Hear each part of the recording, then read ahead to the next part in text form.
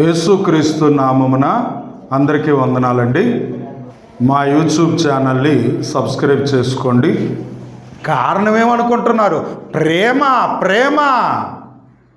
దేవుడు చెబుతున్నాడు, ఆ ప్రేమే మిమ్మల్ని కాపాడింది, ఆ ప్రేమే మిమ్మల్ని రక్షించింది. యేసు సిలువలో ప్రాణం పెట్టడానికి కారణం ఏంటనుకున్నారు? యేసు పరలోకం వదిలేసి భూమి మీదకి రావటానికి కారణమేమనుకుంటున్నారు? దేవుడికి మనుషులంటే, దేవుడికి విశ్వకోటి మనుషులంటే, దేవుడికి ఒకరి నుండి ప్రతి జాతి మనుషులు వచ్చారే, ఈ మనుషులంటే దేవునికి ప్రేమండి. ఆ ప్రేమ కొరకే యేసు ప్రభు పరలోకాన్ని వదిలేసి మానవ రూపాన్ని ధరించుకున్నాడు. ఇక్కడ మీకు ఒక మంచి మాట జ్ఞాపకం చేస్తాను. దేవుని ప్రేమ కోసం అండి బైబిల్లోని యేసు ప్రభువుకి రక్షకుడనే పేరుంది. మనందరికీ తెలుసు కదా. యేసు ప్రభువుకి బైబిల్లో ఏముంది? యేసు ప్రభువుకి బైబిల్లో ఏమని పేరుంది? రక్షకుడు. ఎక్కడది? మత్తయి సువార్త 1:21.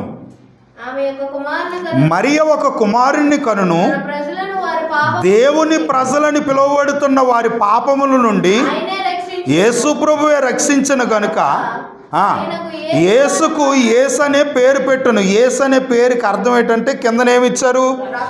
రక్షకుడని పేరిచ్చారు. అంటే యేసు ప్రభు అనగానే మనకేం గుర్తొస్తుంది? రక్షకుడు. యేసు ప్రభుకి బైబిల్లో ఇంకో పేరుంది, బాగా వినాలి. యేసు ప్రభువుకి ఏ పేరుంది? రక్షకుడని పేరుంది. బైబిల్లో యేసు ప్రభువుకి ఇంకో పేరుంది. ఏంటో తెలుసా? చాలా పేర్లు ఉన్నాయి, ఇంకో పేరు ఉంది. రోమపత్రిక 8:34. అబ్బా బాగా వినాలి. మనుషులు చేసిన పాపాలకు శిక్ష ఎవరు అమలు చేస్తారు?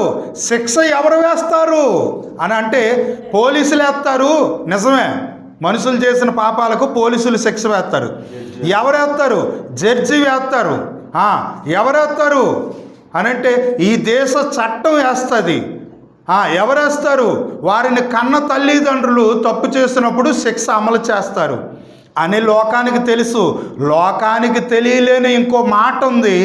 యేసు ప్రభుకి బైబిల్లో ఏ పేరు ఉందంటే రక్షకుడనే పేరుతో పాటు శిక్షకుడనే పేరుంది. అదే ఇక్కడ పౌలు గారు చెప్తున్నారు.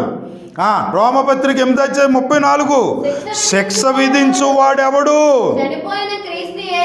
చనిపోయి తిరిగి లేచాడే ఈ యేసు ప్రభువే శిక్షకుడు.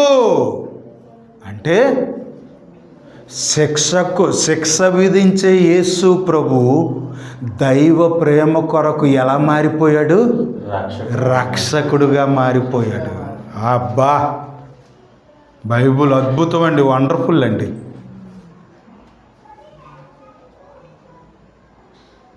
శిక్షకుడైన దేవుడు దైవ ప్రేమ కొరకు ఏమైపోయాడు?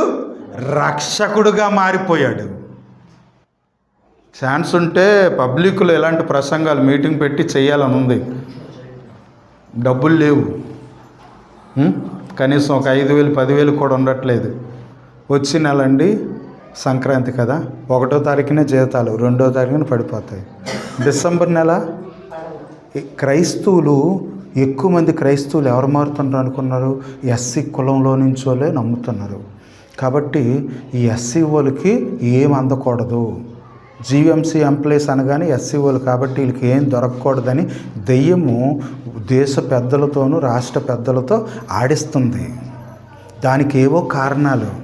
మేము ఎంప్లాయీస్ దగ్గర చెడ్డ అవ్వకూడదని, 10 మంది మాట్లాడకూడదు కదా, ఇలా దెయ్యం చాలా పనులు చేస్తుంది. అయినా భయపడకండి, ప్రార్థన చేస్తున్నాను. దేవుడు ఈ దారి మూసుకుపోతే ఇంకో దారి తెరిచేస్తాడు. ధైర్యంగా ఉండండి.